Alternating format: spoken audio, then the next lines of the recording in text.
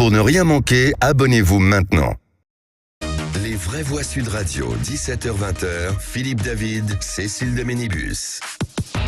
Toute la semaine, vous nous avez dit, chers amis, que vous aviez un goût de trop peu. Et ben, on vous a rajouté le vendredi. Même si on vous le rajoute tous les vendredis. Oh mais c'est toujours avec un immense plaisir. Ça va, Philippe David? Ah oui, mais c'est toujours un plaisir du lundi au vendredi, cette émission, en votre compagnie, Cécile. Jamais de mauvaise humeur, c'est drôle. Non, jamais. Mais seriez-vous un hypocrite, vous? Mais comment il me parle? Pourtant, parfois, dans les couloirs, je vous vois sombre et dès que vous arrivez auprès de Cécile, c'est le rayonnement. Oui, j'ai remarqué que je rayonne sur vous. Absolument. Oui. Visiblement, physiquement, pas suffisamment. Oui, vous êtes ma centrale nucléaire. Bienvenue si vous venez de nous rejoindre, c'est Les Vraies Voix jusqu'à 19h au sommaire de cette émission. Est-ce que vous constatez des remises en cause de la laïcité dans votre quotidien, puisque on va en parler pendant le coup de projecteur. Le pilier de la République, la laïcité, serait bien malmenée pour 2/3 des Français qui l'estiment en danger en France, selon une balise IFOP pour Sud Radio. Oui, un sentiment 2 fois plus répandu chez les sondés proches de LR ou du RN que chez ceux de la France insoumise. Mais il y a aussi un clivage générationnel à en croire ce sondage. Pour les seniors, la laïcité consiste à séparer nettement politique et religion. Pour les plus jeunes, il s'agit surtout de mettre toutes les religions sur un pied d'égalité. Alors vous en pensez quoi? Est-ce que vous constatez des remises en cause de la laïcité autour de vous, dans la vie de tous les jours, à l'école, au travail, dans la rue?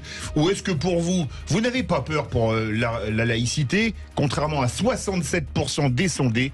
Appelez-nous dans tous les cas de figure au 0826 300 300. Et puis vous avez peut-être regardé la télévision hier soir. Après une enquête de 6 mois, le magazine Complément d'enquête de France 2 a donc dévoilé l'état d'extrême critique et des urgences et du SAMU, où le criant manque de moyens coûte à la vie de nombreux patients. Sébastien Arsault, qui est médecin aux urgences hospitalières à Strasbourg, a déclaré: je ne veux plus, juste en me taisant, être complice, même si je dois perdre mon poste. La zone rouge est franchie, Philippe. Oui, une zone rouge sur laquelle on a le sentiment, en voyant ce documentaire, qu'il y a une sorte d'omerta. Par exemple, le ministre de la Santé refuse de répondre aux questions, et un complément d'enquête qui demandait à chaque département combien il y avait eu de morts aux urgences, seuls 22 départements ont répondu, 79 n'ont pas répondu. Les 22 départements avaient eu 43 décès en 2 mois. Alors, est-ce que vous avez été victime? Est-ce que vous avez été témoin? Est-ce qu'un de vos proches a été victime d'un problème, d'un manquement des services d'urgence, que ce soit l'appel au SAMU, c'était absolument incroyable, ou en attendant dans le couloir des urgences pendant 1 heure, 2 heures, 10 heures, 2, 3 jours, comme ça arrive? Appelez-nous au 0826 300 300. Et donc, à cette question, est-ce que vous avez été témoin de manquement aux services d'urgence? Vous dites oui à 65%. Vous souhaitez la bienvenue, c'est Les Vraies Voix jusqu'à 19h. Les Vraies Voix Sud Radio. Et notre Philippe Bilger, président de l'Institut de la Parole, est un peu le président de ce studio. Je dois l'avouer que c'est un peu le très modeste, président d'honneur. Votre égide. Non, mais président d'honneur. Tu es le doyen, en fait, c'est ça. Et puis, c'est drôle, je n'arrive pas à vous regarder dans les yeux, ma chère Cécile. Ah, aujourd'hui, il y a quelque chose qui est très joli à regarder. Mais je n'ai pas dit ce que c'était. C'est mes deux et troisième cerveau, mon cher Philippe. Pourrait-on apporter un seau d'eau froide pour Philippe Bilger, s'il vous plaît? Je n'en ai pas besoin. Il sait se contenir. Lui, Pierre-Yves Martin est avec nous, consultant. Bonsoir. Bonjour. Bonsoir. Bonjour. Bon, bonne fin d'après-midi. Bonjour. Voilà, c'est ça. Vous allez bien, Pierre-Yves Martin? Très bien. D'où vient ce bronzage presque indécent? Alors, le bronzage vient du soleil. C'est un nouveau concept. Il ne fait pas d'UV. C'est faux. Mais vous étiez quelque part? Vous avez un bureau en extérieur? Nulle part de particulier, mais je prends le soleil super facilement, donc voilà. Oui, d'accord. En tout cas, faites attention à cette petite peau. Et en parlant de peau très bronzée, très hâlée, mais lui, on sait où il était. C'est René Chiche, notre grand directeur des rédactions du groupe Lafon Presse et Entreprendre. Voilà, immense. Écoutez, je suis très heureux de vous retrouver. Oui, il était temps que vous reveniez. Et je vous ai apporté la Palme d'Or du bonheur de vous retrouver. Oh là là, c'est bien dit. C'est beau. Je suis pas mauvais aujourd'hui. Hein. Oui, Elle est marquée très fort. Oui. Mais j'ai peur que ce soit. Vous commenciez trop fort, parce que derrière, j'ai peur que ce soit en pente descendante. Non. Je vois qu'il commence. En fait, que tu te prennes le pied dans le tapis comme Joe Biden très peu hier. content de lui. Et nous partons en Dordogne pour accueillir un autre Philippe. Bonsoir Philippe. Bonsoir. Bonsoir, je vois que les Philippe sont en pleine forme. Les Philippe, Oui. Ah bah, tous les jours. Les René aussi, hein. Nous avons bien. du mal à les contenir. Ce sont un peu des chevaux de course. C'est-à-dire que. Oui, je vous remercie, oui, tout à fait. Bah, Philippe, c'est celui qui aime le chien les chevaux. Hein. Pierre-Yves, Vitriche, ils sont deux. Bah, comme Cécile de Ménébus, on Oui, est deux. vous êtes trois. Ça fait du monde.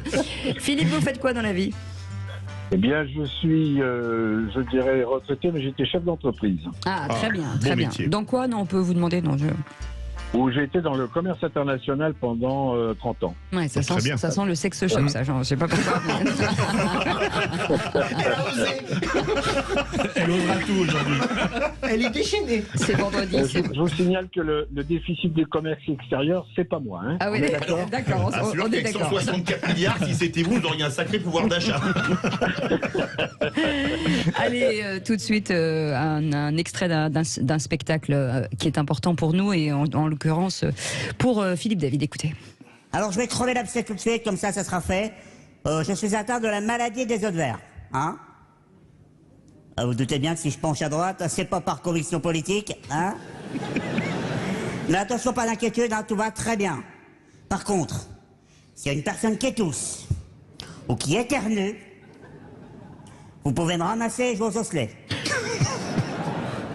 Ou à Monsieur Patate, éventuellement. Et là, je vous mets au défi de me remonter comme j'étais au début. Hein. Vous avez reconnu Guillaume Batz, qui nous a quittés aujourd'hui à l'âge de 36 ans. On l'avait bien connu dans Les Vraies Voix. Au début de l'émission, il était venu faire plusieurs fois Les Vraies Voix. C'est vrai. Ouais. Beaucoup d'émotions, Philippe Bilger. Oui, c'était un être très singulier dont on sentait toute la souffrance qu'il portait en lui et il parvenait à en rire et à faire rire. C'est assez rare. Et a presque montré qu'il était presque heureux dans sa vie. C'est ça qui est Oui. assez hallucinant. Touché par sa disparition, Les Vraies Oui, Voix. je le connaissais pas personnellement, mais à chaque fois que je l'ai vu, il était extrêmement drôle en tous les cas. Ouais. Il avait Et un d'une sens, grande gentillesse, un grand cœur. absolument, mais je le connaissais pas. Singulier, comme disait Ouais, Philippe, très singulier. et avec une grande sensibilité. Enfin, c'est ce que je percevais sans le connaître personnellement. En tout cas, il avait, on a eu la chance de le rencontrer tous. Forcément, on pense à sa famille aujourd'hui et à forcément tout le milieu du spectacle. Allez, tout de suite, le réquisitoire du procureur. Les vraies voix Sud Radio, le réquisitoire du procureur, Philippe Bilger. Et Ouh, dites monsieur donc. le procureur veut requérir contre les leçons de morale en politique, ce Voilà. qui, suite à ses propos envers Cécile de Bénibus, va poser question sur les leçons de morale.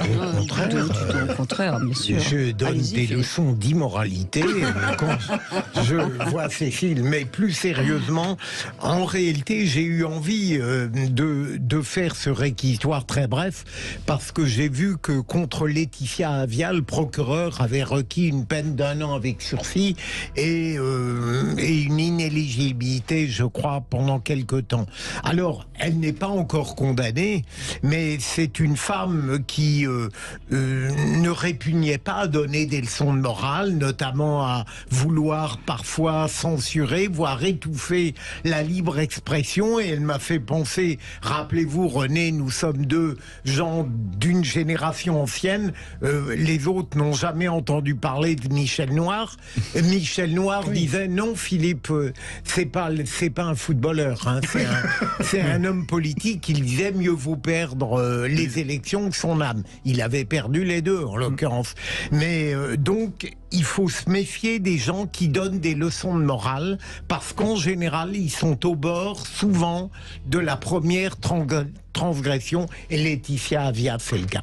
Et je rectifie, c'est 1 an de prison avec sursis et 5 ans d'inéligibilité. 5 ans. 5 ans, Oui. c'est assez énorme. Le donneur de leçons de morale, c'est souvent Clairement, mais problématique.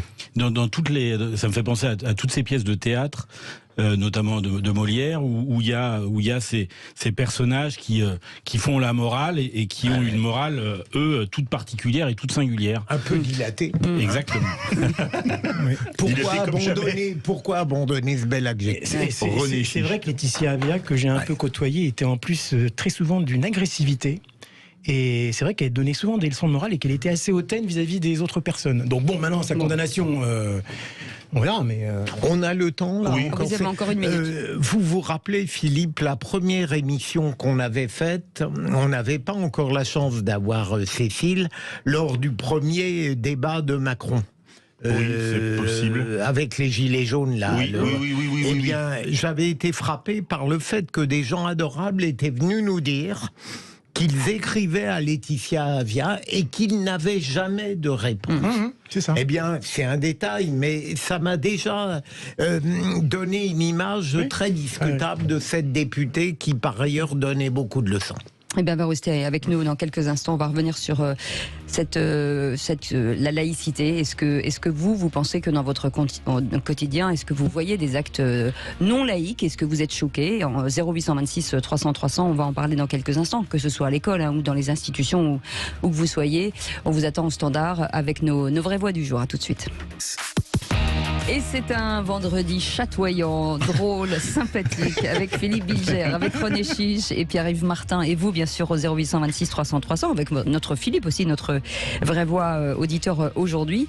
Et tout de suite, c'est Félix Métieux. C'est Félix Métieux. Félix Métieux, avec 3 mots dans l'actu. Les vraies voix Sud Radio. Bonsoir Félix. Bonsoir. Bonsoir tout le monde. Et vos 3 mots dans l'actu sont favoritisme, concomitance et dictée. Le ministre du Travail, Olivier Dussopt, sera jugé du 27 au 30 novembre pour des soupçons de favoritisme quand il était maire. La première ministre, Elisabeth Borne, lui redit sa confiance.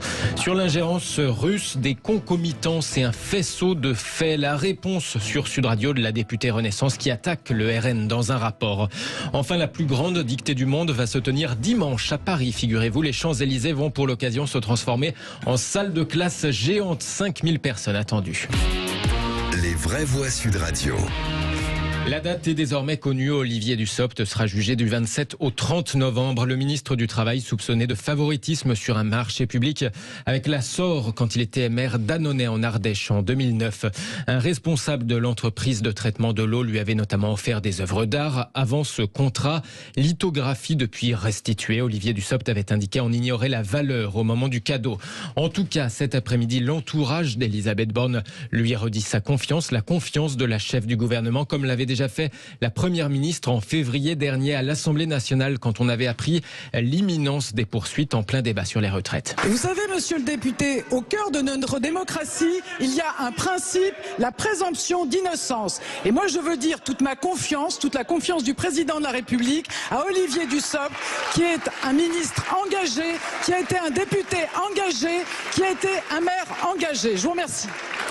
Le groupe de traitement de l'eau, la SOR, est également poursuivi pour recel de favoritisme. Quant à Olivier Dussopt, il réagit dans un communiqué aujourd'hui, soulignant que 4 sur 5 des griefs qui lui étaient reprochés n'ont aucune consistance et qu'ils ont été classés sans suite. Il note qu'aucune corruption ne lui est reprochée, mais seulement, entre guillemets, je cite, une infraction formelle de favoritisme dans un marché public de 2009, il y a 14 ans de cela. Donc favoritisme et non pas corruption, c'est ce que souligne le ministre du Travail. Je ne vois pas le rapport entre l'engagement répété 3 fois et la confiance qu'elle donne à Dussopt. Elle devrait se taire. En réalité, elle n'est pas obligée de l'accabler, bien sûr, puisqu'il n'est pas encore jugé. Mais pourquoi lui donner 2 fois de suite sa confiance? Elle pourrait attendre, tout simplement. Peut-être pour exister. Oui, mais elle n'a pas besoin de ça. Elle a quelques soucis par ailleurs. Peut-être, si, on ne sait pas. Non, mais moi, je trouve quand même que Olivier Dussopt devrait prendre sa retraite du gouvernement avec un tel jugement, un tel procès en vue. Déjà, théoriquement, la jurisprudence de la dure, un ministre mis en examen démissionne. Hein. Oui, absolument, déjà. Alors, déjà, il y a Dupond-Moretti. Oui, il y a déjà Dupond-Moretti. Ça fait beaucoup. Ça fait quand même, oui, mais ça fait quand même beaucoup dans ce gouvernement. En plus, Dussopt, avec tout ce qui trimballe avec la réforme de retraite derrière lui, je pense que ça va attiser encore plus de violence, entre guillemets, contre lui. Si vous les faites partir avant même la condamnation, il n'y aura plus grand monde.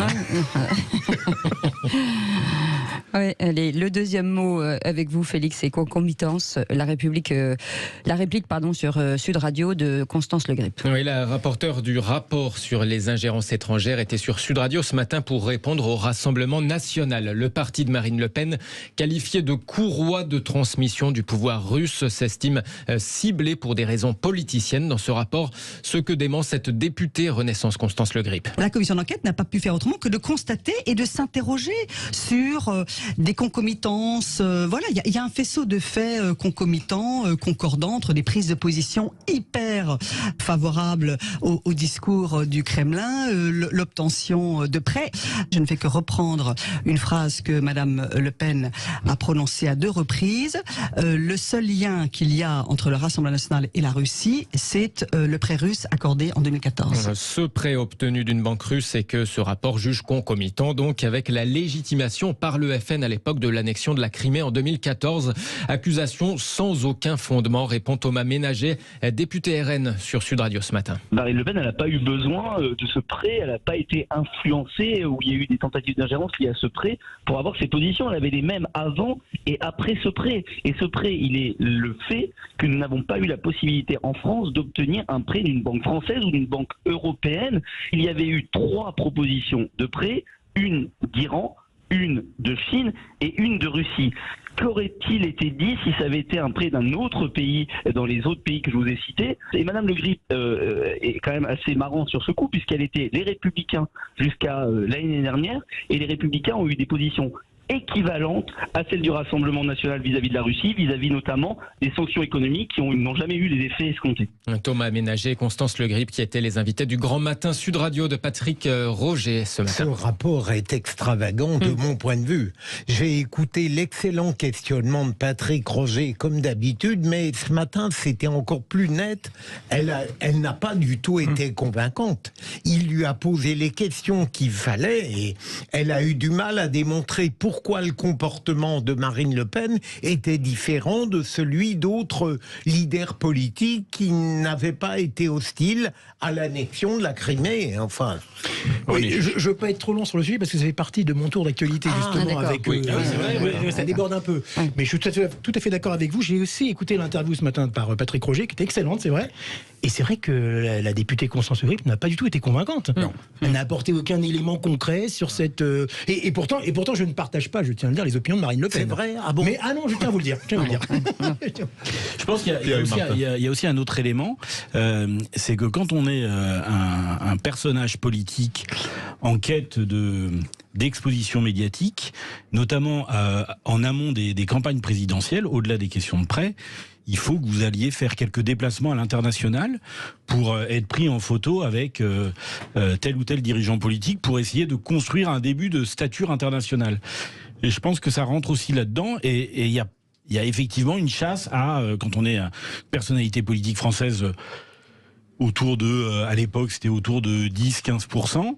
Vous n'avez pas les portes ouvertes des chancelleries dans le monde entier, donc vous avez un panel d'une quinzaine de dirigeants politiques qui acceptent de vous recevoir, dont Poutine avec son jeu très particulier. Voilà. Et je me souviens aussi sur la Crimée, c'était en 2014.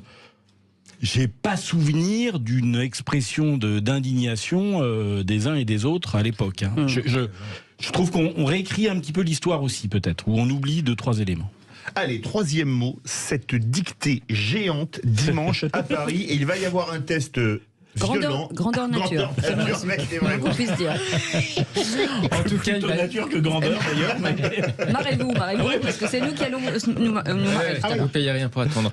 5000 personnes attendues sur les Champs-Élysées qui vont se transformer en salle de classe géante, 1700 pupitres et 3 dictées au total, avec au micro dans le rôle de l'instit le journaliste Augustin Trapenard, l'écrivaine Catherine Pancol, l'adjoint au sport à la ville de Paris Pierre Rabadan. Le but du comité Champs-Élysées, c'est aussi au passage de battre le record du monde de la plus grande dictée. Alors pour ça, des observateurs du Guinness des records seront sur place pour prendre acte de la performance.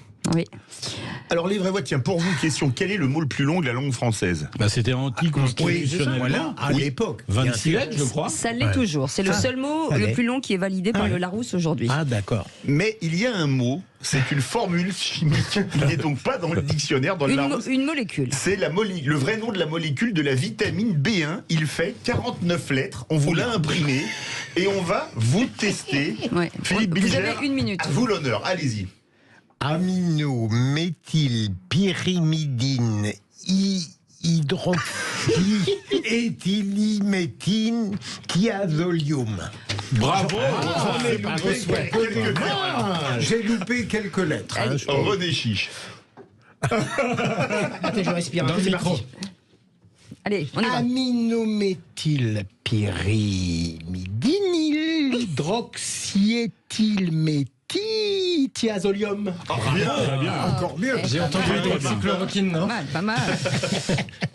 Alors.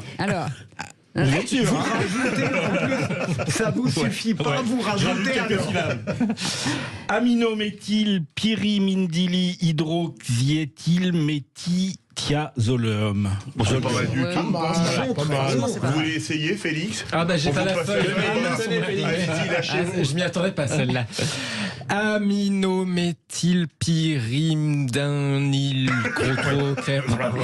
Voilà. Au revoir, merci. Philippe David. Et votre belle voix, c'est Aminométhyl pyrimidinylhydroxyéthyl méthylthiazolium. Et ben, Gagnant, j'ai triché parce que j'ai fait la méthode de découpage de syllabes. vous restez avec nous, on revient dans un Et instant vous avec ne voulez pas, ma chère. Non, c'est mon idée, donc quand c'est son idée, on le fait faire aux autres. On va revenir sur la laïcité. Est-ce que vous avez déjà constaté dans votre vie au quotidien des remises en cause de cette laïcité? Vous répondez 0826 300 300 ou sur notre compte Twitter. On vous souhaite la bienvenue. Les vraies voix Sud Radio, 17h-20h, Philippe David, Cécile de Ménibus. Et le vendredi, on est toujours très bien accompagné aussi avec Philippe Bilger, avec René Chiche, directeur des rédactions du groupe Lafon Presse Entreprendre, et Pierre-Yves Martin, consultant. Et vous, 0826 300 300. Il y a encore un Philippe aussi, qui vient de Dordogne, qui est notre vraie voix du jour, vraie voix auditeur. Et tout de suite, c'est le grand débat du jour. Les vraies voix Sud Radio, le grand débat du jour. La laïcité ou l'histoire d'une exception française. Un principe constitutionnel, fondateur de la République. Tous les enfants de France, quelle que soit leur origine, quelle que soit leur croyance, sont les filles et les fils de la République. Abderrahman, Martin, David. Laïkos, c'est l'adjectif de Laos, et Laos, ça veut dire le peuple. Et si le ciel était vide?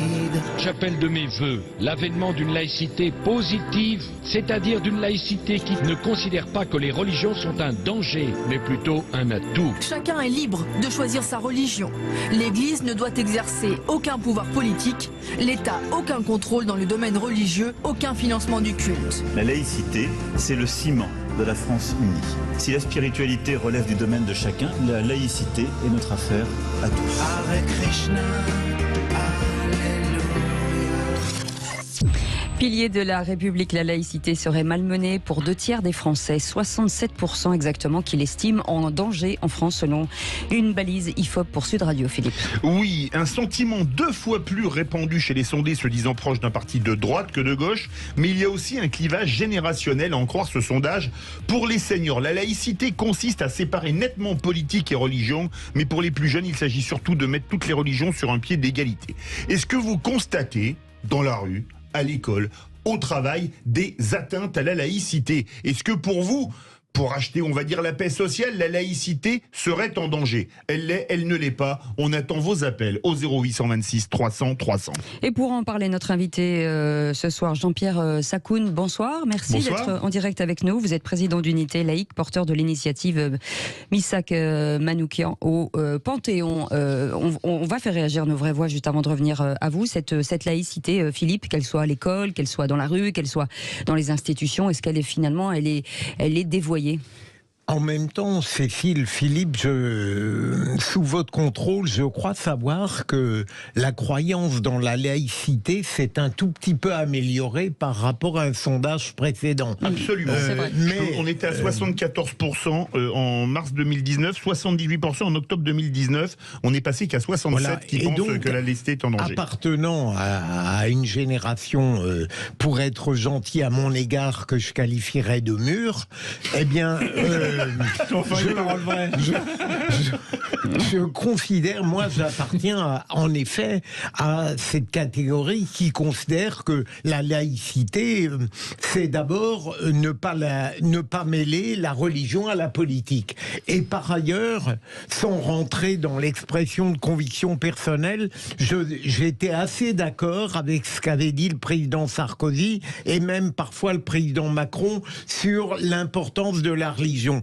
Et pour le reste, je comprends que les jeunes générations, c'est d'une certaine manière la traduction d'une désaffection par rapport à la religion, considèrent que toutes les religions valent. Ouais. René Chiche. Alors, appartenant à une génération un peu moins mûre que celle de Philippe, moi je ne considère pas que la laïcité soit un petit peu remise en cause aujourd'hui dans le quotidien des Français. La laïcité, c'est quand même au départ, c'est simple, c'est la séparation entre l'État et la religion. Les églises et l'État, exactement. Bon, les églises et l'État. En France, je pense que c'est respecté. Chacun peut être laïque, chacun peut pratiquer sa religion. Certaines personnes peuvent être heurtées par certains comportements, peut-être dans la rue ou dans des endroits publics. Mais pour répondre à la question que vous posez à Sud Radio, moi je n'ai pas l'impression que cette laïcité soit remise en cause ou soit en danger actuellement en France. C'est mon opinion. Pierre-Yves Martin.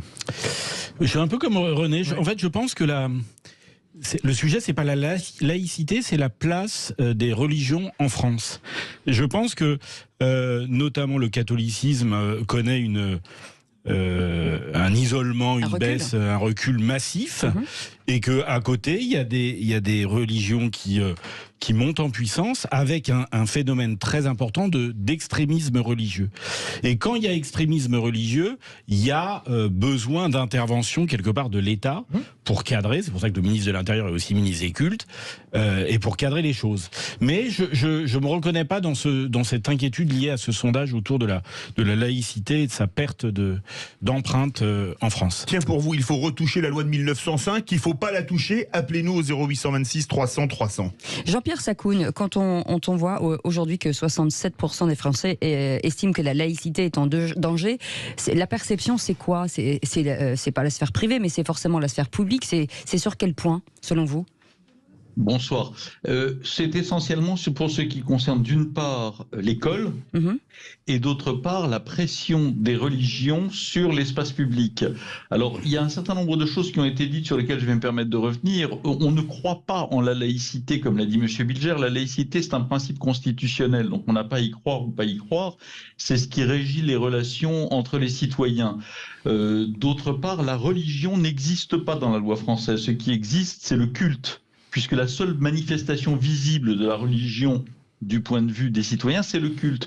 La France, la République est complètement aveugle aux religions. Elle se fiche des religions, non pas qu'elle s'en moque, mais elle ne veut pas les connaître, puisque ces religions sont de l'ordre de la vie de chacun, et l'objectif fondamental qui est défini par l'article 1er de la loi de 1905, c'est effectivement la séparation des églises, donc des cultes, et de l'État, et la liberté de conscience. Et ce qu'on voit d'ailleurs dans le sondage que vous avez produit avec l'IFOP, que l'IFOP a produit pour vous, c'est que si la séparation est encore quelque chose qui fait énormément sens pour les gens, c'est moins le cas pour la liberté de conscience. Et ça, c'est gênant, ça, c'est ennuyeux. Et comme l'a fait remarquer l'un d'entre vous, on est en train de remplacer la notion de liberté de conscience par la notion de la multiconvictionnalité qui consiste à dire il faut mettre toutes les religions à égalité. Et c'est là que je ne suis pas d'accord avec celui d'entre vous, je crois que c'est M. Chiche qui a dit qu'il était tout à fait d'accord avec Sarkozy. Sarkozy veut, ce qu'il dit, ramener la religion dans l'espace public. C'est pas du tout le cas de ce que doit être la laïcité. Jean-Pierre Sacoun, pour ceux qui nous écoutent, la liberté de conscience, en fait, est-ce que vous pouvez nous expliquer les périmètres ? Parce que ça, c'est important aussi. Bien, la liberté de conscience se traduit par le fait que personne n'a le droit de vous obliger à tenir une position personnelle, par exemple en matière de religion. Mais ça n'est pas le seul cas. Par exemple sur la question de l'avortement, par exemple sur la question du droit à mourir dans la dignité. Ça tient de la liberté de conscience. Et donc, personne n'a le droit d'obliger à quoi que ce soit dans ce domaine. Par exemple, un père de famille n'a pas le droit d'obliger ses enfants à croire comme il croit. Ça fait aussi partie de la liberté de conscience. Et donc, la liberté de conscience se traduit dans l'espace public par sa conséquence qui est la liberté d'expression. Elles sont assez inséparables l'une de l'autre. Mais la laïcité, c'est la séparation, la liberté de conscience et la laïcité scolaire, dont il ne faut pas oublier que c'est la première occurrence de la laïcité dans la loi française, à partir de 1879-1886, bien avant la loi de séparation.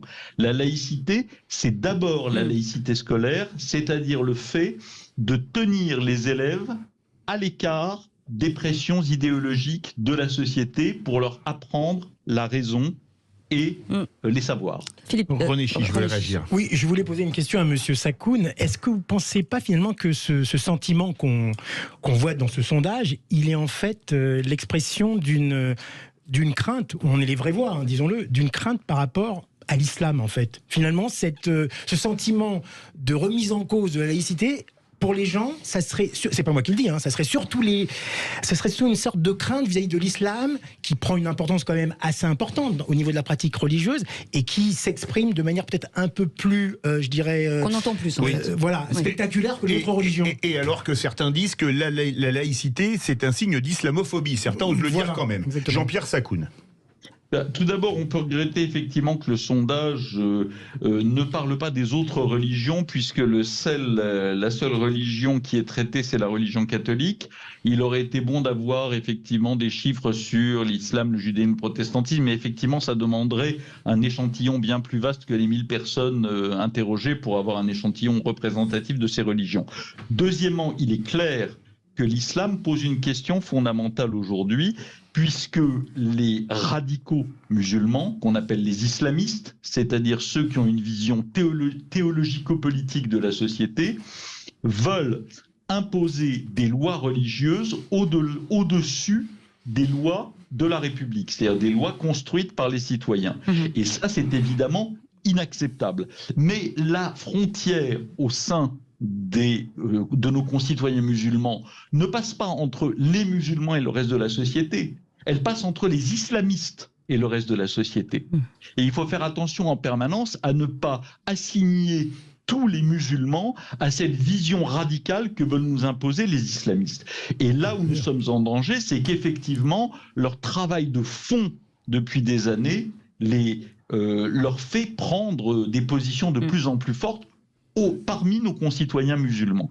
Mais je voudrais ajouter une chose, dans l'école aujourd'hui qui vit une véritable catastrophe, je parle de l'école publique, la véritable question n'est pas l'islam, c'est bien l'enseignement privé catholique, au point même que la Cour des comptes et que la Cour des comptes a remis en cause très précisément la situation aujourd'hui et les avantages qui sont donnés à l'école privée confessionnelle à 95% catholique par rapport au reste, par rapport aux écoles publiques. Un mot court, Pierre-Yves Martin, parce que ça réagit beaucoup au 0826 300 300.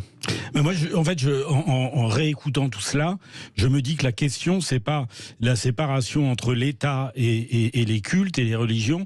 La question, c'est entre le sujet de la religion et le monde de l'école. Parce qu'en fait, je trouve que tout se cristallise, ce sujet de laïcité, il se cristallise essentiellement autour de l'école et dans l'école. Avec les faits qui sont... voilà. Et avec toute cette influence et cet accompagnement plus ou moins malsain de la jeunesse dans l'apprentissage, avec des informations plus ou moins vraies, etc., etc. Et donc, du coup, votre propos, monsieur, est tout à fait juste sur ce sujet d'école, mais pour rebondir sur le sujet de l'éducation des écoles catho, il y a aussi un vrai sujet de société, parce que devant l'échec de certaines écoles publiques, les écoles libres ouvrent leurs portes et connaissent un vrai succès. Oui, donc il y a un vrai rééquilibrage de messages. Philippe Ligia. Je voulais un mot très court, Philippe Ligia. Très court. À votre avis, imaginons un président qui exprime sa foi dans le catholicisme et qui affirme que sa pratique politique est inspirée par sa foi. Est-ce qu'à votre avis, il violerait la laïcité ? Oui, bien sûr. Non pas qu'il n'ait pas le droit, dans son fort intérieur et dans sa liberté de conscience, de construire son action en fonction de ce qu'il est, de ce qu'il a lui-même, de ce qu'il a lui-même construit, y compris le fait d'être croyant s'il est croyant. Là où il aurait tort, c'est de l'affirmer publiquement et donc de rejeter ce faisant la majorité de la population constituée aujourd'hui en France d'athées et d'agnostiques et les minorités constituées par les autres religions, en mettant ainsi entre lui finalement et la majorité du peuple français en instillant un doute et en instillant une difficulté.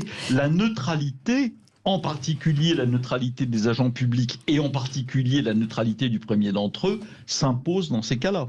Allez, 0826 300 300, Philippe est avec nous de Dordogne. Philippe, vous vouliez réagir? Oui, je suis absolument passionné par ce débat. Parce que je sors de l'école publique, de l'école privée, j'ai même fait de la pension, enfin j'ai tout dans mon attirail. Et j'avoue une chose, et c'est pour ça que je ne suis pas tout à fait d'accord avec certains des arguments. J'avoue que l'école privée m'a offert un enseignement, une qualité d'enseignement, une sécurité d'enseignement, une ouverture d'esprit que jamais l'école publique ne m'a amené. Bon, ça c'est le premier point. Le deuxième point, la laïcité, on en reparle comme la tarte tatin, c'est-à-dire à chaque fois qu'on a un petit emmerdement, on prend une tarte tatin, on est content. Eh bien là, c'est un peu pareil. On a des, mais c'est vrai.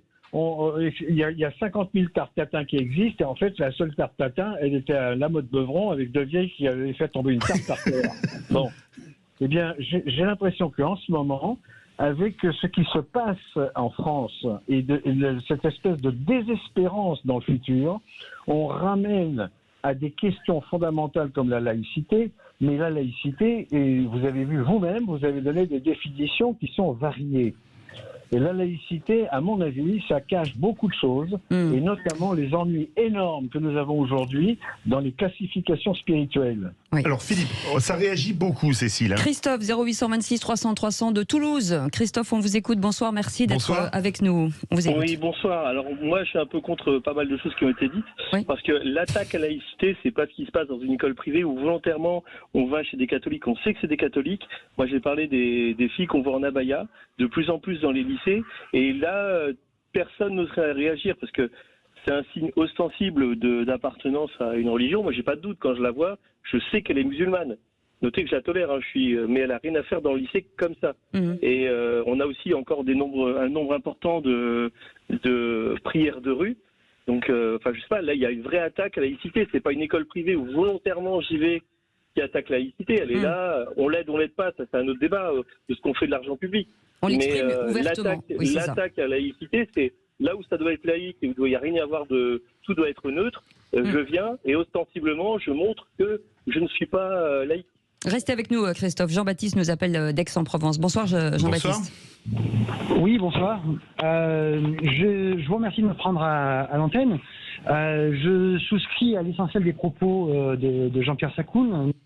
Par ailleurs, je suis profondément en désaccord avec ce que messieurs Chiche et Bilger ont dit. Sur quoi, par exemple? Mais pas monsieur Martin. Moi, je suis doctorant en histoire moderne. Je travaille sur la question de la laïcité de façon assez précise. Et je m'étonne toujours que l'on explique que la laïcité serait au final une espèce de fourre-tout où il y aurait la place pour les religions dans l'espace public. Cette confusion est assez récente. Quand on s'intéresse de très près à l'histoire de la laïcité, ça n'a jamais été le cas. C'est-à-dire qu'il y a évidemment... J'ai pas l'impression que ce soit vraiment ce qu'ils aient dit. C'est pas grave. Mais allez-y. Peut-être qu'ils nous prêtent une pensée supérieure à la nôtre. Une pensée commune. Allez-y, Jean-Baptiste. Je ne pense pas vous avoir prêté une pensée supérieure à la vôtre. Il faut se souvenir que la France a une histoire particulière. C'est celle des guerres civiles de religion, depuis au moins le XVIe siècle. Et que l'État a rapidement pris conscience en France de la dangerosité de ce phénomène-là. Et à partir de la Révolution, on s'intéresse très très rapidement, effectivement, à la façon dont on va pouvoir gérer la question de la manifestation publique du culte et la façon dont on va émanciper le politique de la sphère religieuse.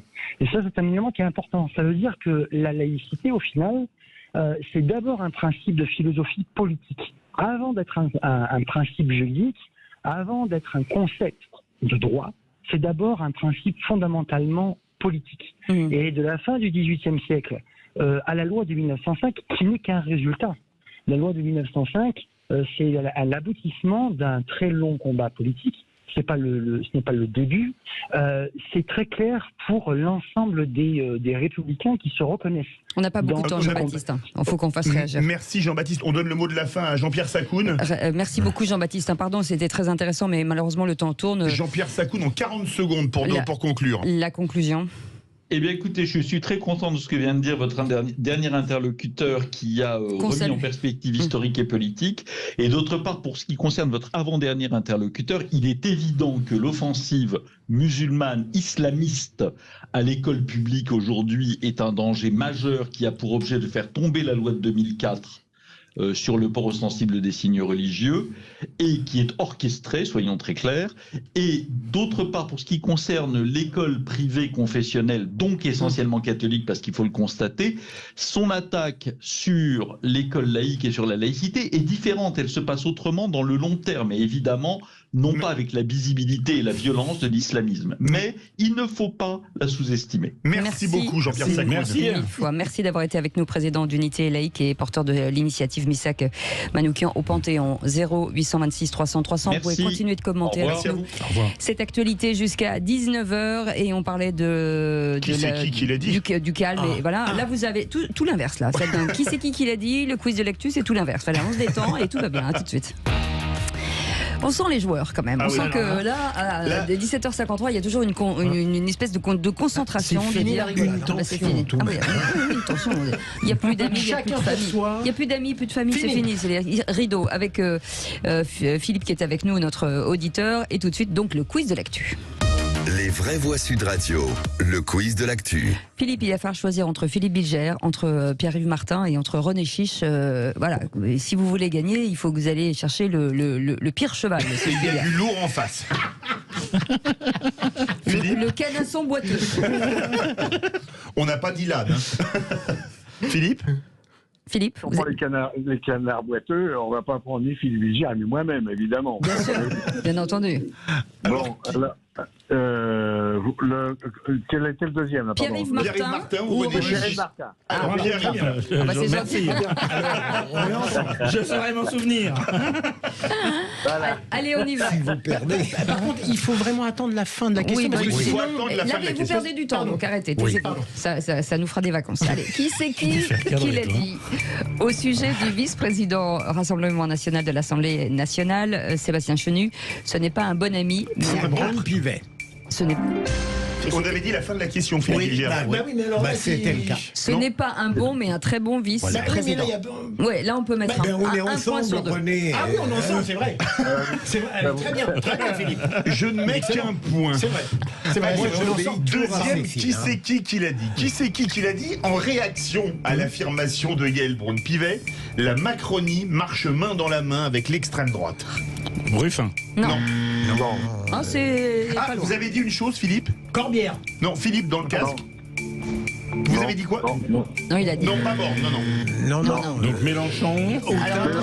Il aime bien jouer au football. Ouais. Il aime bien jouer au football. Il a mis son pied sur un ballon. À porte. Bonne réponse. Philippe Thomas. Bilger. Oui, enfin, on est ensemble, c'est vrai. Au début, ils ont il y a un sentiment de haine, et après, ça monte au cerveau, ça se connecte. Eh ben, on est ensemble. Non, mais, bienvenue chez les hommes. Qui c'est qui l'a dit? Alors, non, Netflix, ici, c'est pas Koh-Lanta. Bonne réponse. On ne change pas les règles du jeu au dernier moment, et c'est ce que vous venez de faire. C'est effectivement Louis Boyard. Allez. Qui c'est qui l'a dit? Il y a un système dans lequel le Rassemblement National s'est fait le porte-parole de la Russie de Vladimir Poutine. C'est Constance Le Gris. Non. Non, République en marche, mais un homme, mais pas au gouvernement. Philippe, on vous écoute? Non. On vous aide? Oui. Son prénom est Sacha. Sacha Houillet. Bonne réponse, René Chiche. J'ai hésité avec Sacha Distel. Excusez-moi, Pierre-Yves Martin, il est arrivé ou pas? On a des nouvelles? Qui c'est qui l'a dit? On ne peut pas se contenter de mots. Je crois qu'il faut engager un combat national contre la drogue. Il faut arrêter avec une forme de banalisation. Non. De complaisance. Non. Il est dégarni et il est du Sud. Éric Ciotti. Bonne réponse. Éric Ciotti. Et j'ai envie de dire, mon cher Philippe de Dordogne, vous avez royalement gagné. Et je vais faire une remarque, Pierre-Yves Martin et Fanny. Écoutez, voilà. C'est le cheval qui est trop fougueux, voyez-vous. Voilà. Donc, bon, bref. Ça va, Pierre-Yves? Ça va très bien. Mais c'est bien, Moi, ce que je veux, c'est votre bonheur et vous êtes heureux. Donc, c'est bon, quoi. Qu'est-ce qu'il est généreux. Ah oui, il y a cette espèce d'empathie en permanence qui fait que. Allez, restez avec nous. Notre cher Philippe, restez avec nous. Vous réagissez quand vous voulez. Dans un instant, le coup de gueule de Philippe David contre la situation dans laquelle on plonge nos éleveurs de canards. À tout de suite. Vraie Voix Sud Radio, 17h-20h, Philippe David, Cécile de Ménibus. Et nous sommes particulièrement bien entourés aujourd'hui avec Philippe Bilger, René Chiche et Pierre-Yves Martin, bien sûr. Et vous, au 0826 300 300, merci. Vous avez été très nombreux tout à l'heure à nous appeler. Continuez de nous appeler. Dans un instant, le coup de gueule de Philippe David. Et puis on reviendra sur le tour de table de l'actu des vraies voix. Et tout de suite, c'est ce coup de gueule. Les Vraies Voix Sud Radio. Et ce coup de gueule pour soutenir nos éleveurs de canards encore frappés par la grippe aviaire, Philippe. Oui, Cécile, et nous sommes en compagnie d'un éleveur, Lionel Candelon, éleveur de canards dans le Gers. Bonsoir Lionel Candelon. Bonsoir à vous. Bonsoir. On vous avait eu en janvier 2022 à l'antenne. Tous vos canards allaient être abattus le lendemain. Et depuis, la situation ne s'est pas améliorée puisque tous vos canards ont été abattus le 17 mai. C'est la 5e fois consécutive, racontez-nous. En fait, depuis que je vous ai appelé en janvier 2022, j'ai réussi à remettre des canards en place en octobre 2022, donc 9 mois après l'abattage sur mon site. J'ai été réabattu le 6 janvier 2023, puisque j'étais en zone de dépeuplement préventif sur un rayon de 10 km autour d'un foyer dans le Gers. Et j'ai réussi à remettre en place 2 nouveaux lots en mars et avril 2023, en pensant que cette fois-ci, comme l'été arrivait, on avait l'espoir de pouvoir enfin sortir un canard en gavage en commercialisation depuis bientôt 2 ans. Et ils ont été abattus le 17 mai. Là, ce coup-ci, ils ont été malades, ils ont été contaminés. Et voilà, on n'en peut plus, quoi. Aujourd'hui, on n'en peut plus psychologiquement. Il y en a marre. On n'arrive pas à faire notre métier. Ça fait plusieurs années qu'on supplie l'État de nous donner le vaccin qui est la dernière arme, on va dire, contre le virus. Il existe depuis 2014, ce vaccin, en plus. Oui. Non, mais il existe et puis il est fabriqué par les Français, en plus, à Libourne, par le laboratoire Ceva. Mais en fait, pour des problèmes d'exportation, de fric, etc., parce que si on vaccine les pays auxquels on exporte nos volailles et surtout la génétique fermeront les portes du marché, notamment pour la volaille qui représente plusieurs milliards d'euros. Donc on préfère organiser des massacres et des tueries. On préfère faire investir les éleveurs à coups de milliards d'euros, puisque moi, l'investissement sur mon exploitation pour soi-disant la biosécurité pour nous protéger, c'était 200 000 euros sur 3 ans. Ça n'a pas marché puisque j'ai été foyer pour la première fois cette année, il y a quelques semaines, et on n'en peut plus. On ne sait même plus si on a envie de remettre en place, en fait, parce que on se dit, si je remets un seul canard sur mon exploitation, on va m'appeler au bout de 2 mois et on va tout me réabattre. Lionel Candelon, vous vivez de quoi aujourd'hui? C'est-à-dire que est-ce que vous êtes soutenu financièrement par l'État? Oui, c'est ça, oui. Je suis soutenu par rien du tout. Alors moi, déjà, j'ai touché 76 000 euros des canards abattus en janvier sur une somme de 133 000 euros. Donc, le solde sera indemnisé peut-être en octobre ou novembre de cette année. En attendant, il faut quand même payer les agios sur l'écart de prix, bien sûr. Bah oui, bien sûr. Donc la différence, en fait, pour l'instant, est à ma charge.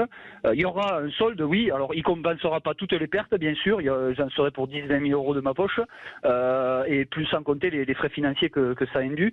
Et par contre, après, se pose la question maintenant du vide sanitaire que j'ai subi, donc dans la période dans laquelle j'ai pas eu le droit de travailler, janvier, février, mars 2023. Et également, à partir du 17 mai, jusqu'à sûrement 2024, parce que je ne vais sûrement pas remettre en place de canard cette année.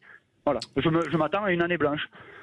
Une question de Philippe Bilger. Je voudrais demander, pour quelle raison ce vaccin n'est-il pas utilisé? Lionel nous l'a dit, parce que dans ces cas-là, les pays auxquels on exporte ne voudraient pas avoir des volailles vaccinées. Voilà. c'est ça. C'est la raison principale. Alors on nous a sorti toutes les excuses du monde. En fait, on nous a dit que la surveillance était trop complexe à mettre en place autour du vaccin, etc. Bon, depuis que la Vendée et les Pays de la Loire ont été touchés en 2022 et qu'on a dû abattre 22 millions d'animaux sur notre sol, la situation a changé. Alors la situation n'est pas qu'en France, elle est dramatique au niveau mondial. Vous avez l'Argentine, le Brésil, les États-Unis, le Japon, notamment qui a été très touché cette année, la Hongrie, la Bulgarie. Voilà, chaque pays gère la grippe aviaire comme il le veut, comme il le souhaite, comme il le peut aussi. Mais quoi qu'il en soit, l'État français met plus d'un an à indemniser ses éleveurs. L'État français nous a bloqué la vaccination et notamment les recherches sur le terrain pendant plusieurs années. On a perdu 5 ans et aujourd'hui dans le sud-ouest, on va perdre peut-être 50% de la production complète. Et ça veut dire que la filière est en danger les indépendants, les filières courtes, les indépendants, les petites entreprises, parce que les coopératives, eux, ont d'autres filiales, notamment la filiale céréalière, etc., qui peuvent subvenir aux pertes économiques engendrées par la grippe aviaire. Mais une entreprise qui est spécialisée uniquement dans ce modèle-là ne peut pas subvenir par le biais d'autre chose. Vous avez des entreprises de Laval aujourd'hui qui ont, par exemple, 170 000 euros d'indemnisation, alors qu'ils ont eu 2,5 millions d'euros de pertes. Parce qu'aujourd'hui, en France, on ne veut pas indemniser ces entreprises-là.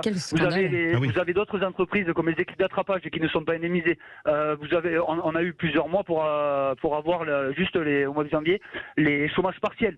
Juste pour avoir droit de mettre au chômage partiel des salariés. Ça a pris plusieurs semaines, plusieurs mois. Il y a eu des licenciements économiques. Vous avez des entreprises qui ont coulé et vous avez des éleveurs aussi qui jettent l'éponge parce que psychologiquement, ils n'en peuvent plus. Mais ça, on l'entend en plus. On comprend. En tout cas, on est ravis de vous avoir donné la parole. N'hésitez pas, si on peut vous redonner la parole à un moment donné. À part retransmettre ce qu'on vit, nous, aujourd'hui, et faire prendre conscience à la DGAL, alors la Direction Générale de l'Agriculture et de l'Alimentation, et également la DGPE, qui s'occupe du volet financier de la deuxième partie, à part leur dire, coucou, en bas, là, il faut pas laisser les gens crever pendant un an, parce que la trésorerie d'une entreprise, le Covid, ça a été payé tous les mois, mais nous, on met plusieurs mois, voire presque plus d'un an à être payés, quoi. Ok. Nous sommes les agriculteurs et les éleveurs de France. Absolument, Merci, absolument. Et on vous aime. Avec Philippe David, on vous proposera un temps plus long pour vous exprimer. On va organiser ça avec Philippe, avec des éleveurs et d'autres, en tout cas des éleveurs qui sont dans la même situation que vous. Merci d'avoir été avec nous. Tout de suite, c'est Félix Mathieu avec le Top Click. Les vraies voix Sud Radio, c'est le Top Click. Et le député de la France Insoumise, Louis Boyard, s'attaque à un nouveau combat. Le droit à partager un compte Netflix. Alors non, Louis Boyard ne veut pas aller jusqu'à modifier la Déclaration des droits de l'homme et du citoyen, mais il veut légiférer contre une décision de la plateforme. Netflix va faire payer, vous savez, le partage de comptes entre proches ne vivant pas sous le même toit, 6 € de plus pour continuer à utiliser un compte depuis 2 adresses IP différentes, c'est-à-dire depuis 2 domiciles. Un surcoût inacceptable pour Louis Boyard, ce député LFI du Val-de-Marne. Il s'est mis en mode youtubeur face cam pour clasher Netflix, empruntant même leur petite jingle de début d'épisode. Alors Netflix, on va interdire le partage de comptes ? Si tu es abonné à Netflix, tu as probablement dû recevoir ce mail qui indique que le partage de compte, c'est terminé. Sauf si tu payes plus. Mais la vérité, c'est que quand on est 2 ou 3 sur un même compte, c'est souvent qu'on n'a pas tous les moyens de se payer son propre compte. Et les jeunes en sont un bon exemple. Alors oui, le partage entre la famille et les amis, c'est la solidarité, c'est la culture populaire. Et cette interdiction du partage de compte, elle est d'autant plus indécente quand on voit l'explosion de l'inflation et l'explosion de la pauvreté dans notre pays, alors que Netflix a fait plus d'1 milliard de chiffre d'affaires l'année dernière. Alors non Netflix, ici c'est pas Koh-Lanta. On change pas les règles du jeu au dernier moment. Tu veux interdire le partage de compte, je vais déposer une loi pour t'empêcher de le faire. Si on a pris un abonnement pour avoir 1, 2 ou 3 écrans, on doit pouvoir le regarder où on veut, avec qui on veut. Alors toi Netflix, qui ne paye pas tes impôts en France, toi qui ne veux pas partager tes richesses dans notre pays, laisse au moins les Français partager leur compte. Allez, prends-toi ça Netflix, reste à voir si Louis Boyard parviendra à poser ce sujet à l'Assemblée nationale. Il paraît qu'en ce moment, les esprits s'échauffent un peu quand même à l'Assemblée sur les niches parlementaires, donc il faudra trouver une petite place pour son texte. Non mais c'est une blague. Pardon produit de première nécessité, Netflix. Non, mais c'est franchement... Et pour ma carte Monoprix, ils peuvent faire un truc. Je sais pas. Écoutez, voilà, je pensais que aujourd'hui, les députés, voilà, c'était pour des choses plus importantes et plus graves. Merci beaucoup, Félix Mathieu. Restez avec nous dans quelques instants. On va revenir sur le tour de l'actu des vraies voix. Et s'il y en a un qui me parle de Netflix, je vous préviens, ça va mal se mettre. Allez, tout de suite.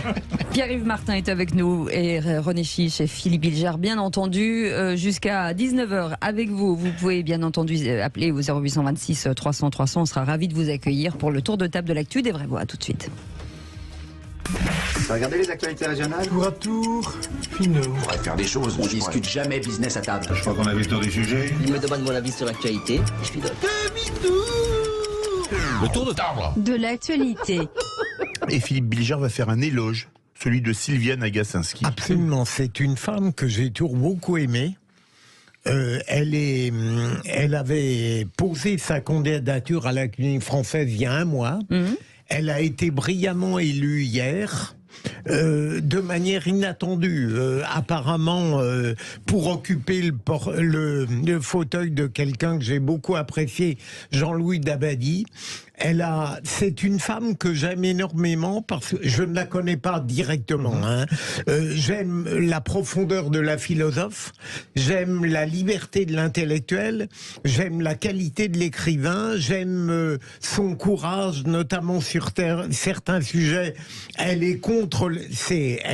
Je veux dire, dans un monde civilisé, il ne faudrait même pas lui reconnaître un courage, mais il en fallait un certain pour dire qu'elle était contre la PMA pour toutes, elle est contre la GPA, elle a écrit un très bon livre sur l'islam, la religion.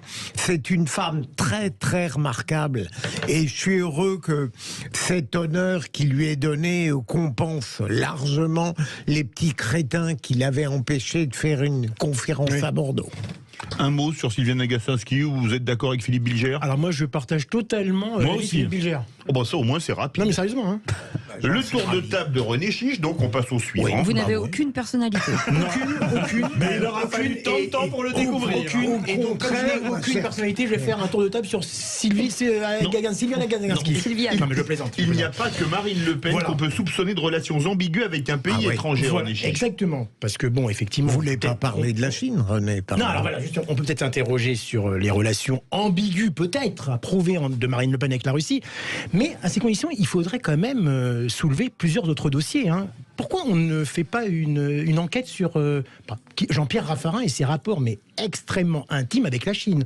Pourquoi on ne fait pas un rapport aussi sur Jean-Marie Le Guen? Jean-Marie Le Guen, vous savez, qui est maintenant membre du conseil d'administration de Huawei. Vous savez, la grande marque de téléphone chinois qui a été souvent mise en cause. Pourquoi aussi on ne fait pas une enquête sur quelqu'un que je connais, donc je peux en parler à titre même amical, même si je lui ai beaucoup de reproches à lui faire, sur Meir Habib, qui est extrêmement lié à Israël et carrément au Premier ministre israélien Benjamin Netanyahou. Et pourquoi aussi on ne pourrait pas aussi s'interroger sur cette fameuse fondation américaine, la Young Leaders. Les Young Leaders, voilà. Oui.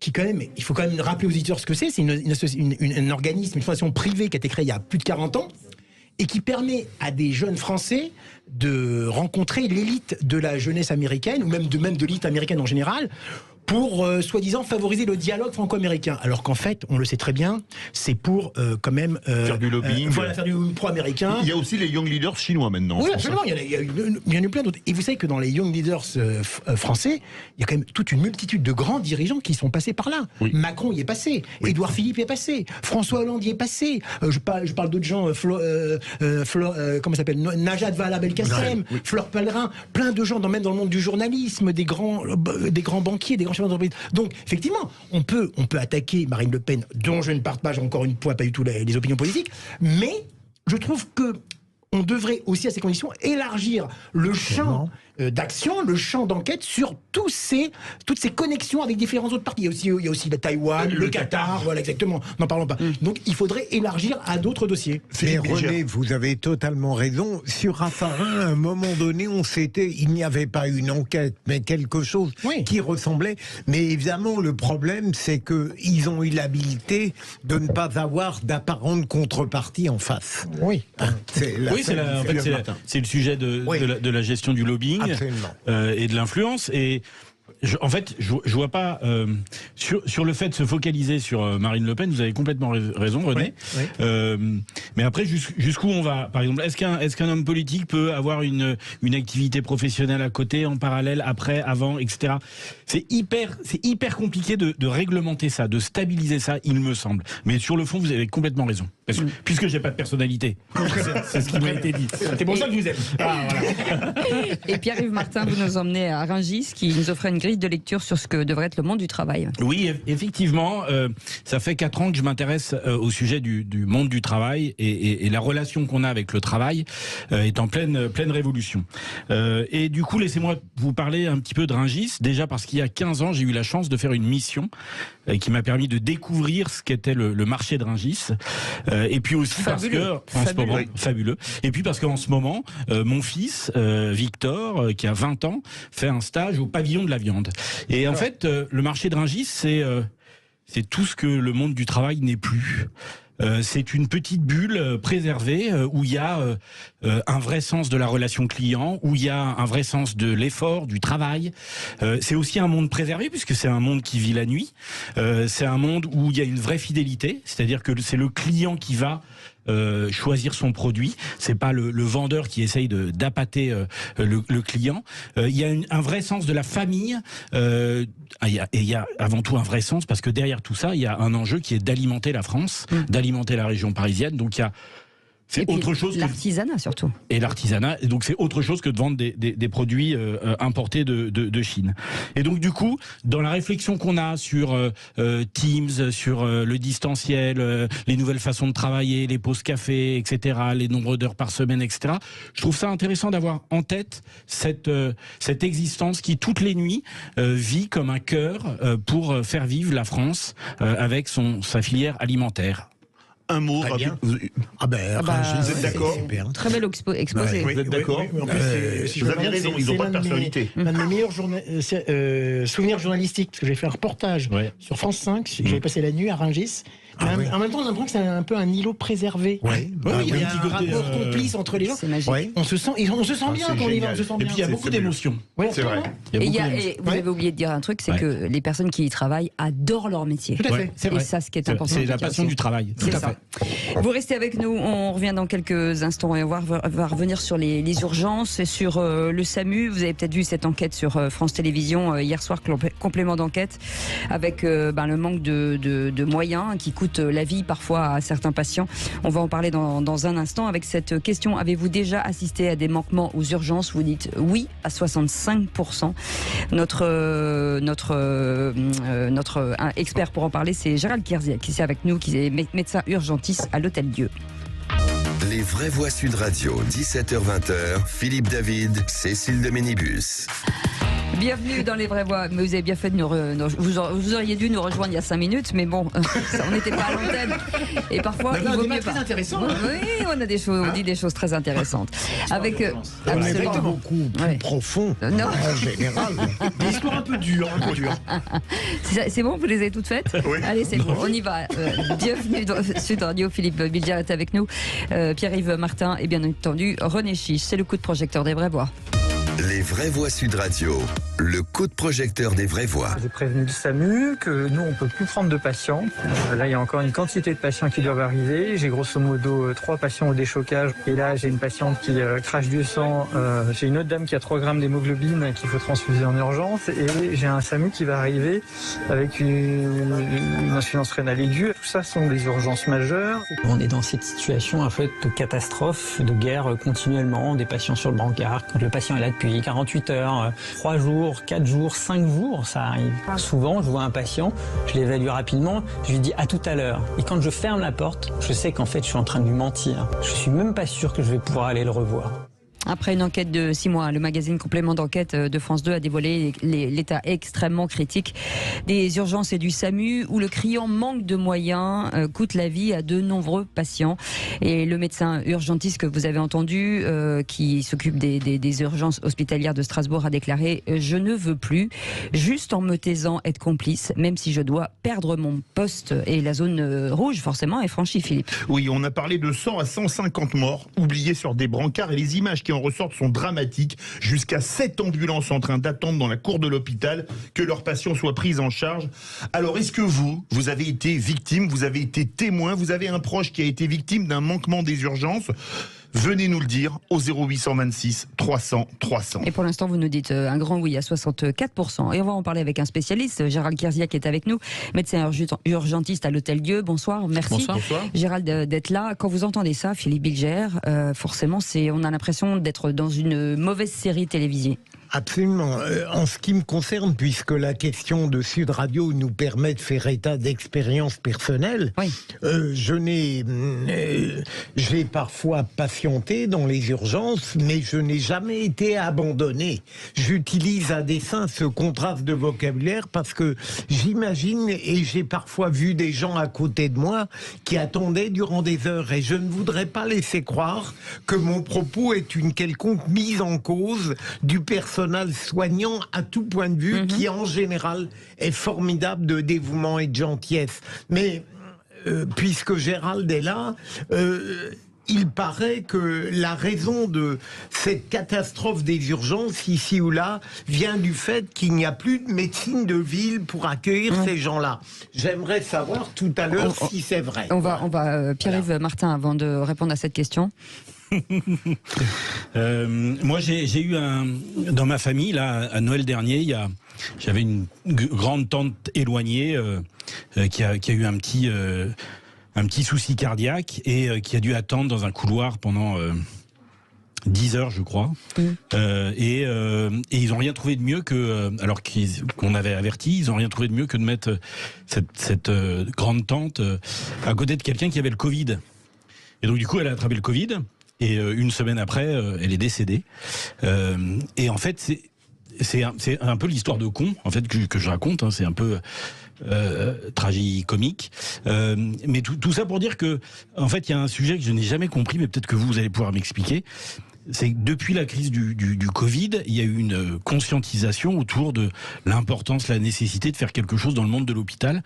Et j'ai l'impression que il y a peut-être des rallonges budgétaires, mais ça se traduit rien ne change. Rien ne change. C'est très étonnant. On va beaucoup de questions pour Gérald. Oui, j'aurais une question à poser d'ailleurs au docteur Kierzek. Non, moi personnellement, je n'ai jamais été confronté à ce problème d'urgence, ni dans mon entourage pour l'instant. Mais je me demande si ce problème, oui, touche du bois. Je me demande si ce problème des urgences n'est pas dû au fait que beaucoup de gens se rendent au service des urgences.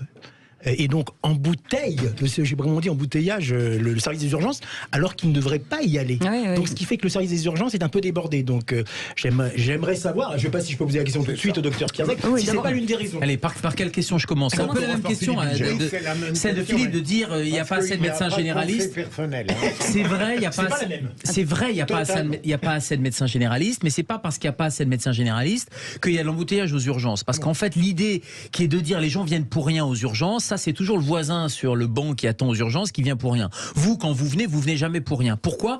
Parce que c'est une urgence qui est peut-être une urgence réelle, mais qui est toujours une urgence ressentie. Vous n'êtes pas médecin, les patients ne sont pas des médecins, on ne peut pas leur demander de faire un autodiagnostic, et quand vous avez mal, vous ne savez pas si c'est un claquage au niveau du mollet ou si c'est une phlébite qui peut donner une embolie pulmonaire. Et donc dans un pays comme la France en 2023, on devrait pouvoir répondre. Alors si le médecin traitant était disponible, et on sait tout le problème et tout le surcroît de travail des médecins traitants, le manque de généralistes, etc., eh bien, il pourrait peut-être répondre, mais dans l'immense majorité des cas, il faut d'autres choses que de la consultation médicale.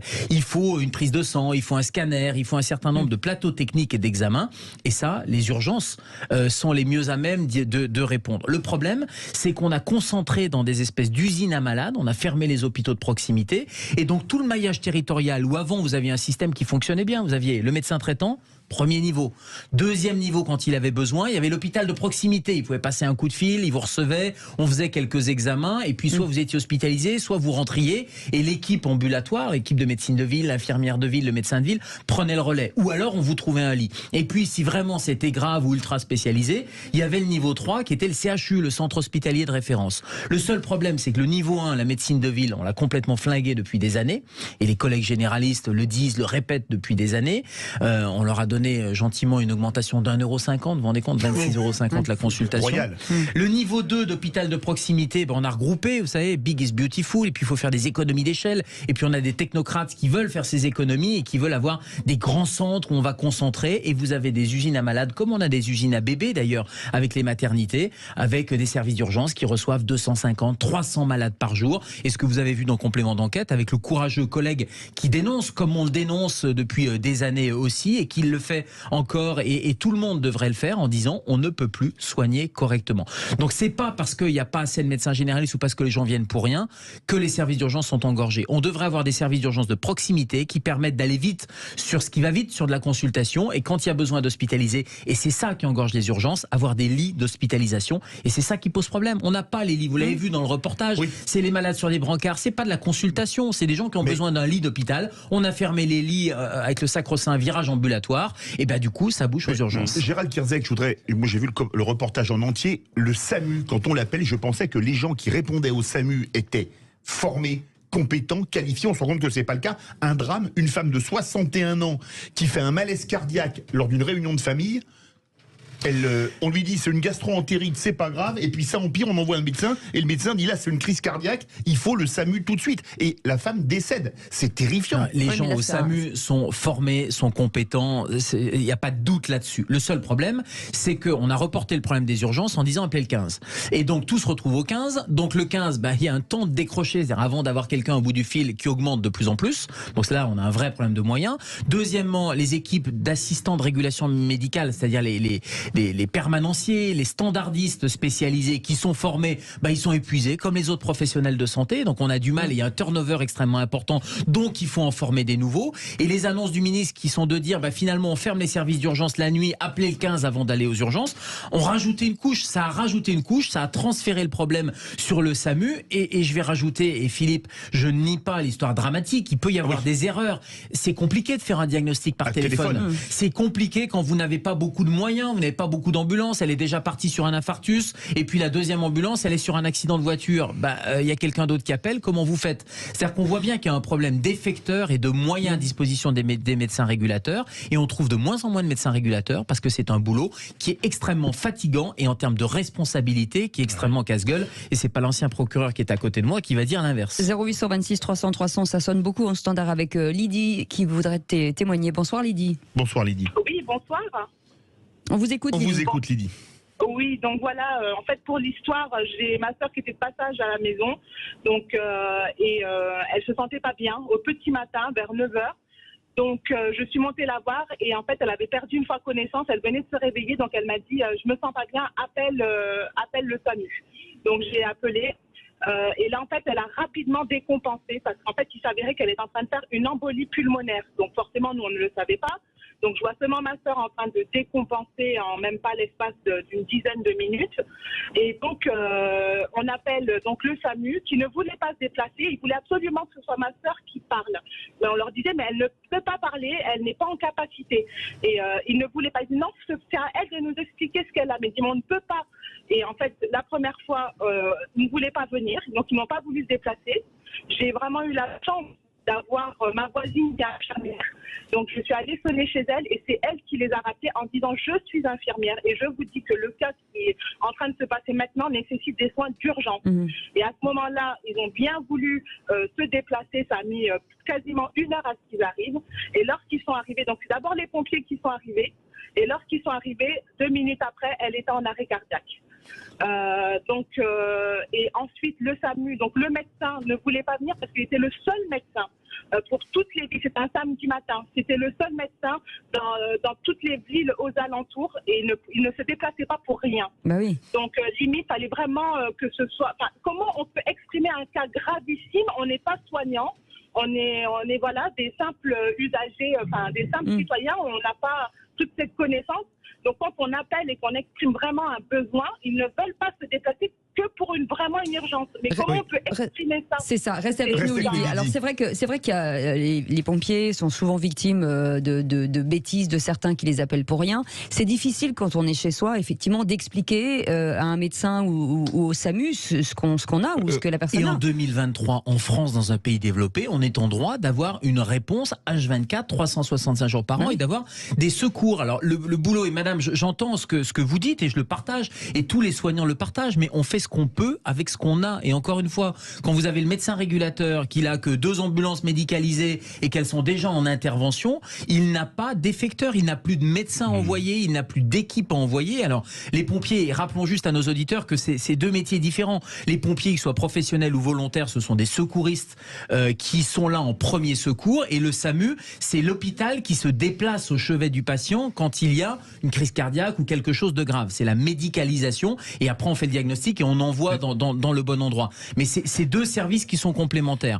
Donc souvent le 15 n'a pas de moyens parce que les ambulances ont été engagées avec les équipes de réanimation. Heureusement qu'il y a les pompiers. Les pompiers font de plus en plus, non pas de l'incendie, mais du secours à victimes. Et puis parfois on prend des risques, c'est-à-dire on dit à l'ambulance des pompiers, tu roules sur l'hôpital de secteur parce qu'on n'a plus de moyens pour t'envoyer une ambulance de réanimation. Il y a beaucoup de gens au standard, pardon Philippe, mais je voudrais juste poser une question à Lydie. C'est quoi finalement la solution? Parce qu'on fait que des constats depuis des années. C'est un maillage territorial. Alors, vous disiez que c'est depuis le Covid, on pensait qu'on avait compris, mais depuis la canicule, on pensait qu'on avait compris. De 20 ans. Depuis, mais non, mais bien sûr, ça fait 20 ans, ça fait 30 ans que les services d'urgence sont une espèce de goulot d'étranglement. Ça s'est aggravé pour différentes raisons, mais la raison principale, c'est qu'on a fermé des hôpitaux, on a fermé des services d'urgence, on a fermé des lits d'hospitalisation, et en parallèle, vous avez une population qui vieillit, et ça, on l'a complètement nié. On a dit, on ferme les lits et on fait en ambulatoire. Vous rentrez le matin, on vous opère de la cataracte et vous rentrez chez vous le soir. Mais ça, c'est valable pour la cataracte. Oui. Mais les patients qui ont 70, 80 ans, qui ont un peu le cœur qui va pas bien, un peu les poumons, un peu les reins,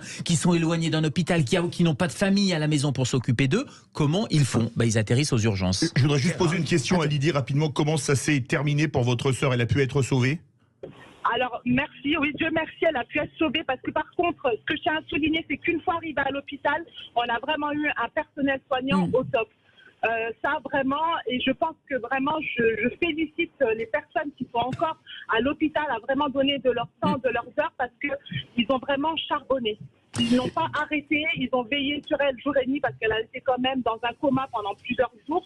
Donc là, par contre, vraiment, je félicite le personnel soignant. Par contre, ce que je déplore, c'est l'attitude, le manque d'humanisme qu'on a pu avoir au cours de l'appel. C'était vraiment un manque d'humanisme envers la détresse de personnes qui appelaient, qu'on ne savait pas quoi faire. Il y avait un manque de respect parce qu'on ne savait pas répondre aux bonnes questions, parce qu'on ne savait pas forcément expliquer avec des termes médicaux ce qu'on voyait se produire devant nous. C'est quand même ma sœur. Oui. On comprend. Lydie, vous restez avec nous. Philippe Bilger-Allez-y. Dans le micro, Philippe. J'ai parfois l'impression, en allant dans les urgences, que les urgences deviennent une sorte de réceptacle de la misère sociale, au-delà même des pathologies. Oui, mais c'est aussi le rôle d'accueil des urgences et de l'hôpital public que de faire cette prise en charge médico-psycho-sociale. C'est une zone de tri, les urgences.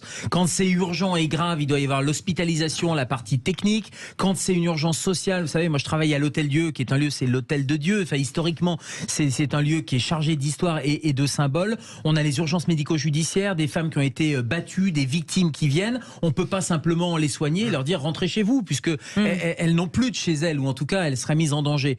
Où vont-elles? Elles vont aux urgences. Est-ce que c'est une urgence médicale? Non. Est-ce que c'est une urgence humaine? Et Lydie au téléphone parlait justement de cette humanité, et c'est important. Oui, c'est une urgence sociale. Il y a des urgences psychologiques également, et on voit bien que tout ça est imbriqué, et je pense que c'est le rôle des urgences. Le seul problème, c'est qu'actuellement, on a fait des urgences extrêmement techniques qui sont sur le volume et qui ne peuvent plus dégager justement cette humanité. Donc on fait uniquement du tri, on essaie de parer. On le voyait bien, le collègue dans les urgences hier, qui disait dans le reportage de complément d'enquête, voilà, je suis même pas sûr de revoir le patient, j'ai une insuffisance rénale qui arrive, je gère au plus grave, au plus pressé. Parfois ça arrive malheureusement de retrouver des patients qu'on a laissés plusieurs heures avant et qui ont décompensé sans qu'on s'en aperçoive.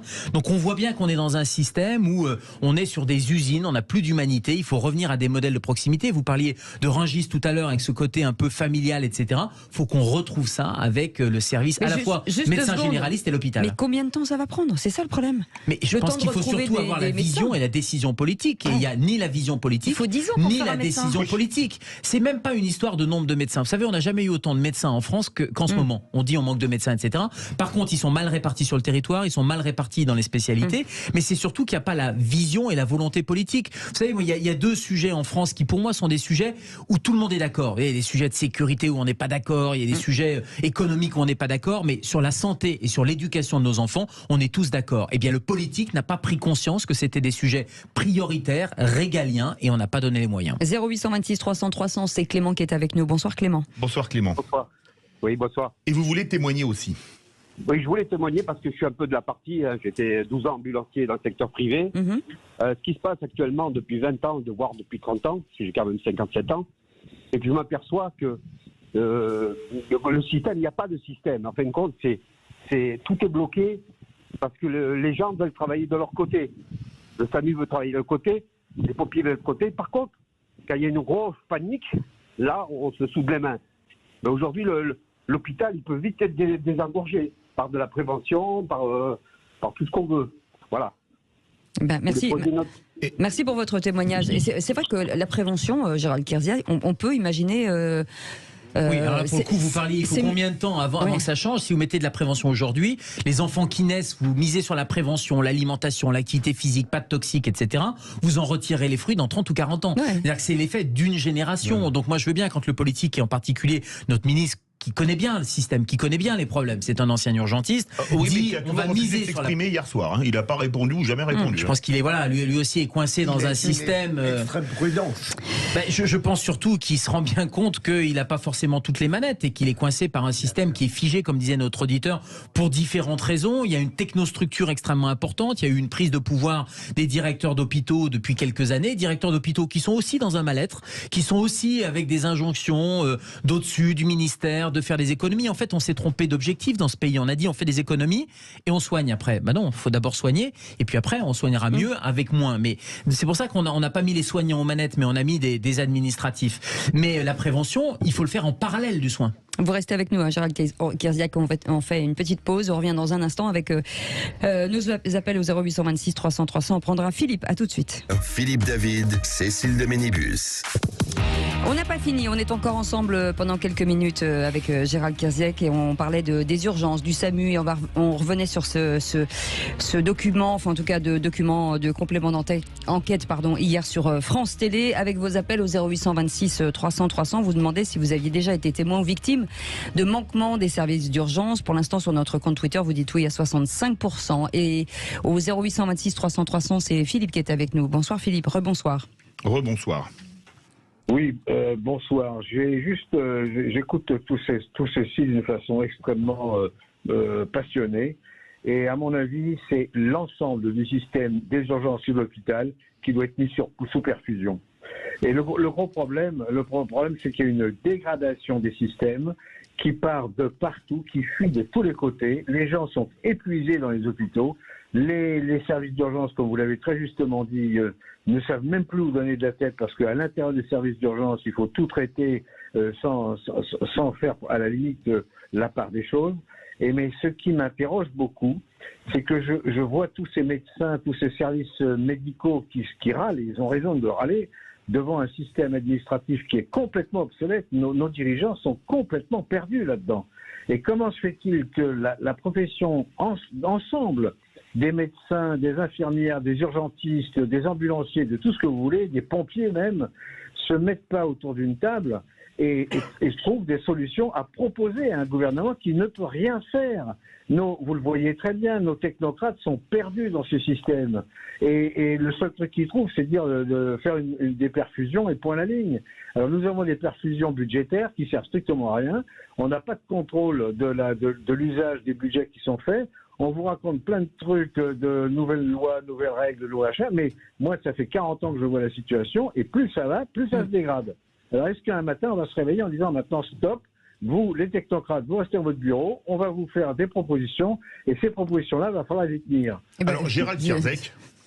Vous avez raison, bien sûr, et on comprend pas qu'après le Covid, on comprend pas qu'après, avant même le Covid, il y avait les grèves collectifs interurgences, collectifs interhôpitaux, c'était 2019, rappelez-vous, donc toute la profession de l'aide-soignant aux médecins, en passant par les infirmières, avait tiré la sonnette d'alarme en disant on ne peut plus soigner dans des conditions décentes. Ça n'a servi à rien. Alors là où je suis pas tout à fait d'accord avec notre auditeur, c'est quand il dit que les technos sont perdus. Moi, je pense qu'ils sont pas perdus du tout. Je pense qu'il y a un objectif qui est un objectif de réduction de la dépense publique, et donc il faut regrouper les services, il faut diminuer les moyens, rentabiliser, optimiser, vous pouvez prendre tous les termes que vous voulez, mais le plan, il est très clair, c'est un plan qui est budgétaire, et puis on soigne avec ce qui reste. Alors certains diront c'est une privatisation larvée également, avec un objectif final qui est effectivement d'avoir l'hôpital La Charité, et puis l'hôpital Vitrine avec quelques greffes de cœur, et puis tout le reste, les soins courants, qui seraient gérés par des acteurs privés, fonds de pension ou autres. Peut-être. En tout cas, je pense que le technocrate, il a toutes les informations nécessaires pour arbitrer. Merci beaucoup Gérald Caziat d'avoir été avec nous. Merci beaucoup Philippe Bilger. Merci beaucoup Pierre-Yves Martin. Merci René Chiche, et merci à vous de nous avoir appelés, nous suivre tous les jours, de plus en plus nombreux. Dans un instant, Philippe David va parler sport. Oui, on va parler football en compagnie de Thibaut Vézirian, journaliste sportif et patron du site teamfootball.fr. Dernière journée de Ligue 2 ce soir, on saura qui va monter entre Bordeaux, Metz et Le Havre. Et dernière journée de Ligue 1 demain soir. Vous voulez réagir? Le 0826 300 300. Et nous, on se retrouve lundi à 17h. Passez un très bon week-end. Merci aux équipes de Sud Radio. Salut, à lundi.